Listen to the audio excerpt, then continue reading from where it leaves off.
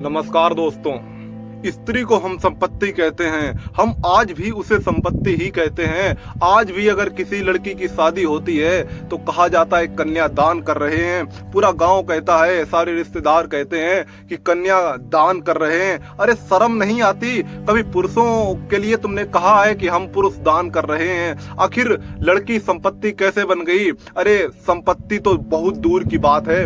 कई लोग तो उसे भोजन कहते हैं कि वो अगर सड़कों पर निकल रही है तो उसे खाया जाएगा। अरे बेशर्मो, तुम्हें शर्म आनी चाहिए कि तुम्हारे भी घर में तुम्हारी बहन होगी और तुमने जिसकी कोख से जन्म लिया उस माँ की, वो भी कभी लड़की थी, वो भी कभी उतनी ही सुंदर थी। और हर माँ सुंदर होती है, वो आज भी सुंदर होती है। तुम सिर्फ अपनी माँ और बहन को छोड़कर दूसरों की माँ और बहन को क्यों उसे सिर्फ अपना समझते हो? अपना समझो, अपनी बहन और माँ समझो। उसे अपनी पत्नी के रूप में, अपनी गर्लफ्रेंड के रूप में क्यों समझते हो? तुम्हें शर्म आनी चाहिए। हमारा पूरा समाज ये मानने में लगा है कि लड़की, स्त्री तो पराया धन होती है।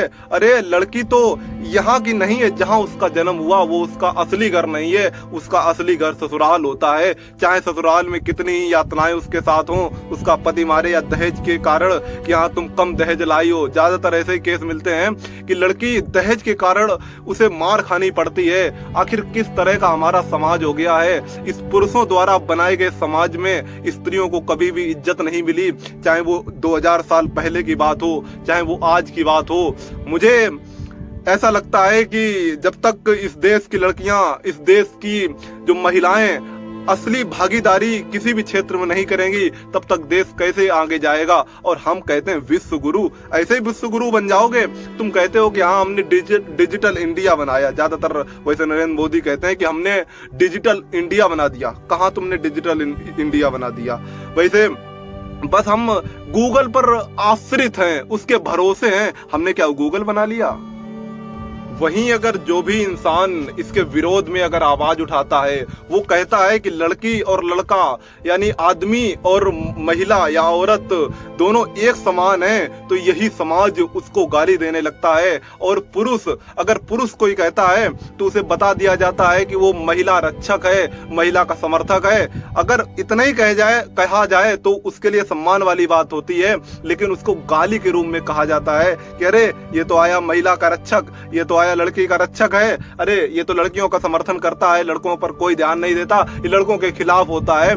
अरे उनसे कहना चाहूंगा वे कि लड़कों के खिलाफ नहीं है कोई भी जो भी महिलाओं के साथ होता है। अगर वो महिला के साथ है तो यकीन मानो वो उससे ज्यादा साथ खुद पर है। वो क्या है? वो एक लड़का है, वो खुद के साथ ज्यादा है और उसके बाद महिला के साथ है। दूसरी बात यह है कि जो व्यक्ति महिला का सम्मान नहीं कर सकता, वो व्यक्ति खुद का भी सम्मान नहीं कर सकता, क्योंकि पूरा का पूरा जीवन महिला के ऊपर आश्रित है, किसी भी पुरुष का, किसी भी महिला का भी।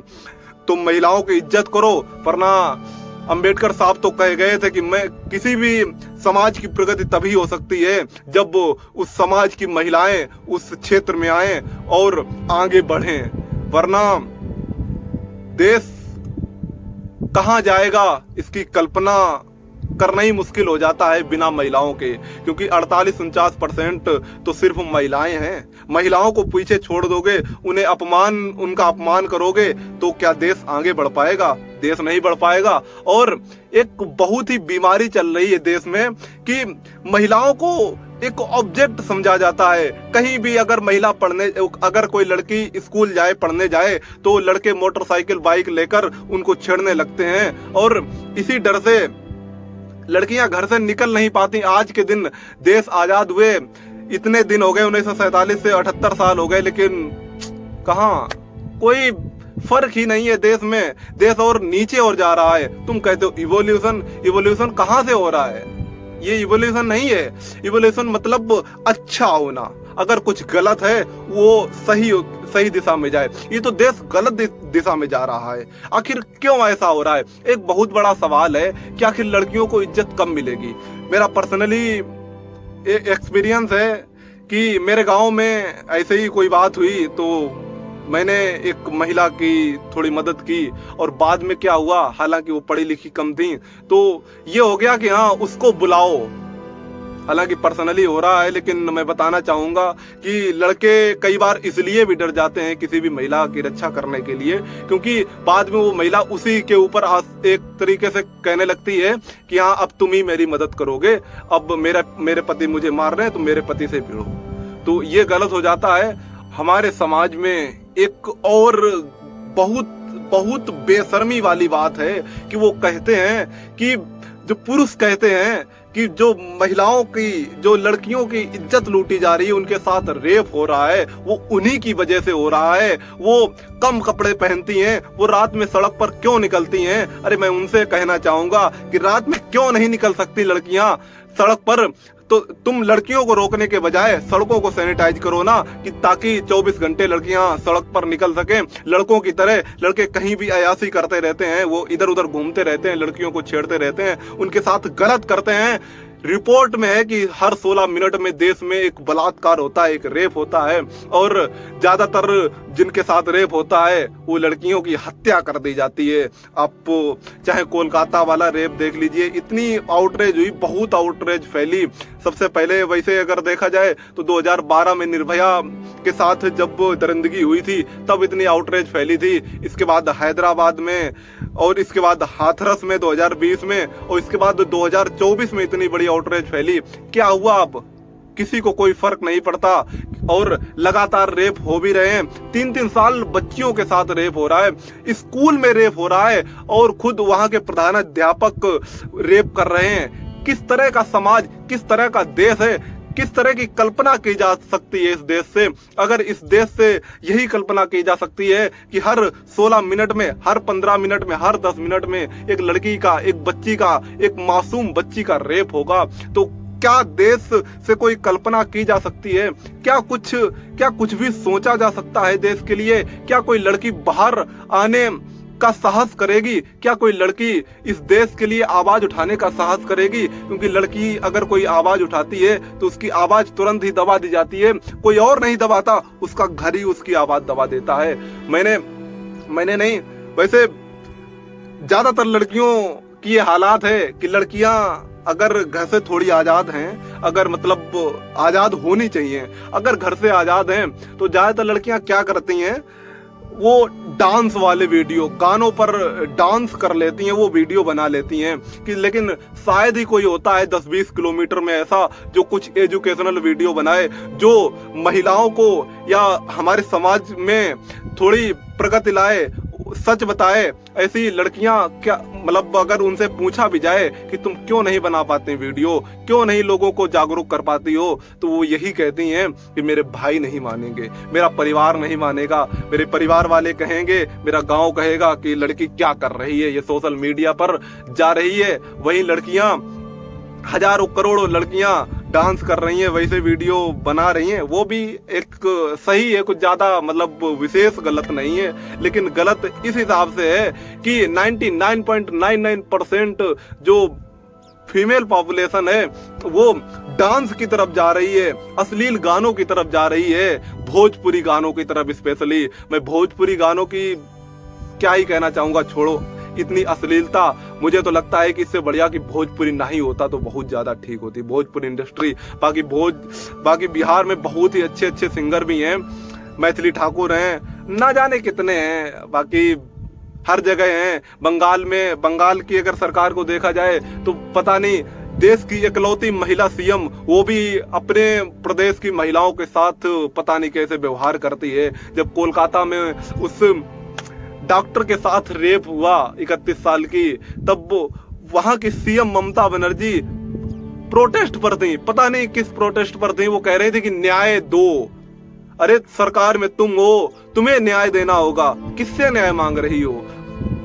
देश, मुझे नहीं लगता यार कि इस तरह से विश्व गुरु बन सकता है।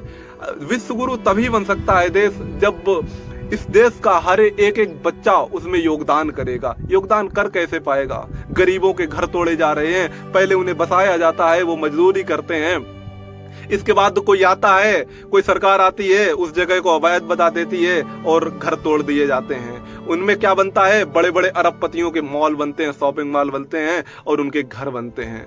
तो अगर देश की ये हालत होगी कि जो अमीर होगा वो बहुत अमीर होगा और जो गरीब होगा उसके पास खाने के लिए 2 वक्त की रोटी भी नहीं होगी। तो देश एक तरफ तो लगेगा कि हाँ अरबों की प्रॉपर्टी है, और एक तरफ आप दिल्ली में ही देख लो, दिल्ली गुड़गांव में इतनी स्लम एरिया है जहाँ पे लोगों को पानी तक नहीं मिलता है, लोगों के पास कुछ करने के लिए नहीं है। 8 बाई 8 का घर है, कैसे रहेंगे? 8 लोग हैं उस घर में। देश को ये देखना चाहिए। प्रधानमंत्री, मुख्यमंत्री या किसी भी सांसद की जिम्मेदारी होती है, वो खुद कहते हैं कि जो वोट के समय हर नेता यहाँ पर आता है, कहता है कि तुम्हारी नाली बनवाऊंगा, नाली साफ कराऊंगा, ये करूंगा, वो करूंगा, लेकिन जीतने के बाद कोई फर्क नहीं पड़ता है। देश की राजनीति पता है कैसी हो गई? देश की राजनीति ऐसी हो गई है कि सिर्फ और सिर्फ लोगों को, सांसदों को, विधायकों को, मंत्रियों को सिर्फ अपना घर भरना है, अपना जेब भरना है, अपने परिवार को बहुत ऊपर ले जाना है, लेकिन गरीब परिवारों को जिनकी जिम्मेदारी उनके ऊपर होती है उनसे कोई फर्क नहीं पड़ता है। गरीब चाहे मरे, चाहे कुछ करे, उससे फर्क नहीं पड़ता। और एक बदले की भावना बहुत ज्यादा बढ़ रही है भारत में। बांग्लादेश में जब तख्ता पलट हुआ, इसके बाद कई खबरें आई कि हिंदुओं के साथ अत्याचार हुए। वहां के हिंदुओं के साथ बहुत गलत हुआ, क्योंकि हिंदुओं के साथ इसलिए अत्याचार हो पाए क्योंकि हमारे अंदर बदले की भावना रहती है कि हम ये उनके साथ ऐसा करेंगे, उनके साथ ऐसा करेंगे। वहीं कुछ ऐसी खबरें आई, 4 हिंदू शायद मारे भी गए बांग्लादेश में उसी अत्याचार में। लेकिन यहाँ पर क्या हुआ, जो गौ रक्षक कहते हैं खुद को, जो भारत रक्षक कहते हैं खुद को, उन्होंने क्या किया? गाजियाबाद और दिल्ली में जो मुस्लिम जो झोपड़ियों में रहते थे, उन्हीं ने उन झोपड़ियों के आसपास जो वहां पर कूड़ा कचरा पड़ा रहता है, उनके पास उनके घर थे, उनकी झोपड़ पट्टियां थी।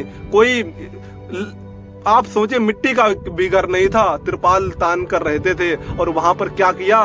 कुछ गुंडों ने, कुछ स्पेशली गुंडों ने, कि उनके वहां जाकर उनके घरों को में आग लगा दी, उनका घर जला दिया, उनका सामान जला दिया और लाठी डंडों से उनको मारा, उनको भगा दिया और कहा, गालियों से कहा कि हम तुम्हें नहीं बसने देंगे, हम भारत को खाली कर दो, वरना एक सब हर कोई मारा जाएगा। क्या इससे देश सुधर पाएगा? इससे देश नहीं सुधरेगा। देश तब सुधरेगा जब तक समानता नहीं होगी, तब तक देश नहीं सुधर सकता। जब हर व्यक्ति को, हर एक बच्चे को बराबरी शिक्षा मिले, उसे भी उतनी ही शिक्षा मिली जितनी एक प्राइवेट स्कूल में, जितनी 10-12 हजार जिनकी फीस होती है महीने की, जितनी वहां पर शिक्षा मिलती है बच्चों को, अगर उतनी सरकारी स्कूल में बच्चों को शिक्षा मिलेगी, तभी देश आगे बढ़ेगा। आज हमारी लिटरेसी रेट 70%, 72% है और जनसंख्या 150 करोड़। और चाइना की जनसंख्या कितनी है? 145 करोड़, 140 करोड़। और वहां की लिटरेसी रेट कितनी है? भारत से ज्यादा ही है, कितने भी हो। आज के दिन हालत ये हो गई है कि अगर हम किसी लड़की को, किसी स्त्री को या स्त्री समाज को अगर हम उसे सम्मान देना चाहें, तो हमें पूरी अपनी धारणाओं को, अपनी मर्यादाओं को बदलना पड़ेगा। तब हम स्त्रियों को उनका सम्मान दे पाएंगे, उनका सम्मान लौटा पाएंगे। वैसे लौटाना गलत होगा, क्योंकि स्त्रियों को कभी सम्मान मिला ही नहीं। स्त्रियां हमेशा सम्मान के लिए तरसती रहीं, वो कहती रहीं कि हमें सम्मान चाहिए, हमें अपने अधिकार चाहिए। पहली बात तो उनको उनके अधिकार बताए ही नहीं जाते हैं, उन्हें संविधान पढ़ाया ही नहीं जाता है, और उनको ही नहीं, पूरे देश को संविधान नहीं पढ़ाया जाता है। इसीलिए गलतियां करते हैं, बच्चे हो या बूढ़े हो, उन्हें पता ही नहीं है कि हमारे अधिकार क्या हैं, हमारे कर्तव्य क्या हैं। और जब उन्हें पता ही नहीं होगा, तब तो वो विपरीत कार्य करेंगे, या वो भी कर सकते हैं। उनको इसलिए पता होना चाहिए। हमारी शिक्षा पता नहीं किस तरह की हो गई है, हम कहानियों में बिलीव करने लगे हैं। वो कहते हैं कि हाँ, वहां पर एक स्वर्ग है, वहां नरक है, बस अगर अच्छे कर्म करोगे स्वर्ग में जाओगे, अरे बुरे कर्म करोगे नरक में जाओगे। लेकिन अगर बुरे कर्म करोगे, गंगा पास में है और गंगा नहा लो, बस बुरे कर्म खत्म हो जाएंगे। ये इस तरह से बच्चों को भड़काया नहीं, बच्चों को बताया जा रहा है, उनका ब्रेन वॉश किया जा रहा है। उन्हें बताओ कि नदियां हैं, हमें उनकी रक्षा करनी होगी। आज भारत की सारी नदियां इतनी गंदी हो चुकी हैं, शायद ही पूरी दुनिया की नदी, कोई भी नदी इतनी गंदी हो। यमुना का कोने से कोना देख लीजिए, वहां से सिर्फ झाग दिखाई पड़ते हैं, कहीं भी जल नहीं दिखाई पड़ता। अगर जल दिखाई भी पड़ता है वो पूरा काला होता है, इन बालों से भी काला होता है। दोस्तों, क्या हम इसी तरीके से किसी भी नदी को माता मानने लगेंगे? आप गंगा को माता मानते हैं, वैसे मैं भी मानता हूं, लेकिन गंगा को माता मानकर गंगा पर इतने सारे प्रोजेक्ट किए गए कि हाँ गंगा को साफ करेंगे। अरे तुम गंगा को गंदा मत करो, गंगा अपने आप साफ हो जाएगी। कोरोना में जैसा हुआ था कि सारी सड़कें बिल्कुल खाली थी और नदियों के पास कोई जा नहीं रहा था, नदियां अपने आप साफ हो गई थी। और तुरंत 2 साल बाद, 1 साल बाद क्या हुआ? नदियां दोबारा गंदी हो गई, देश दोबारा गंदा हो गया, हमारे सारे बीच गंदे पड़े हैं। क्या हो रहा है? हम कहते हैं कि हम साफ करेंगे, हम स्वच्छता अभियान चला रहे हैं। अरे तुम गंदा क्यों कर रहे हो? अगर तुम गंदा ही नहीं करोगे तो तुम्हें साफ करने की जरूरत ही नहीं पड़ेगी। हमारी प्रकृति ऐसी है कि वो खुद ही साफ कर लेगी अगर तुम लगातार उसे गंदा नहीं करोगे। और तुम्हारे इसी कूड़े कचड़े, इसी प्लास्टिक के कारण हमारे समुद्र में, नदियों में, तालाबों में लाखों जीव प्लास्टिक खाने और उसमें फंसकर मर जाते हैं। दोस्तों, मैं सोच रहा हूं कि मांसाहार के बारे में कुछ बोला जाए, उसके बारे में कुछ बताया जाए कि मांसाहार से कितनी बीमारियां फैल रही हैं, देश की क्या हालत हो रही है, देश कहां जा रहा है। और उन सब के जवाब जो मांसाहार के समर्थन में आते हैं, जो कहते हैं कि मांसाहार अच्छी चीज है, उन सब के जवाब होंगे। जो भी ये कहते हैं कि शेर भी मांस खाता है, अरे इन जानवरों को नहीं खाया जाएगा तो ये जानवर कहाँ जाएंगे, ये सब बहुत ज्यादा बढ़ जाएंगे, हमारे लिए खतरा होगा। इन सब के जवाब मिलेंगे अगले वीडियो में। तब तक के लिए धन्यवाद। जय हिंद, वंदे मातरम, भारत माता की जय। बाकी यार ऐसा है कि जहाँ भी जगह मिलती है वहाँ पर वीडियो बना देते हैं, कहीं भी, मतलब चाहे वो हाईवे हो या अपना खेत हो। अभी तो हम आए थे खेत की तरफ और वहीं पर थोड़ी बहुत ईंटें रखी, आपको दिखाना चाहूँगा। ये ईंटें रखी, यहाँ पर फ़ोन रखा और वीडियो बनाने लगे। और मैं तो ये मानता हूं कि अगर कोई भी इस तरह से सोशल मीडिया पर कुछ करना चाहता है, कुछ बताना चाहता है लोगों को, तो वो बताए, खुलकर बताए। और ऐसा कोई ये मत कहे कि हमारे पास ये नहीं है, वो नहीं है, पर्दा नहीं है, या हमारे पास अच्छा फोन नहीं है। अरे यार, सब कुछ है तुम्हारे पास, तुम बस शुरुआत करो, अपने आप आ जाएगा। क्योंकि हम भी खेतों में ही वीडियो बना रहे हैं। बाकी जय हिंद।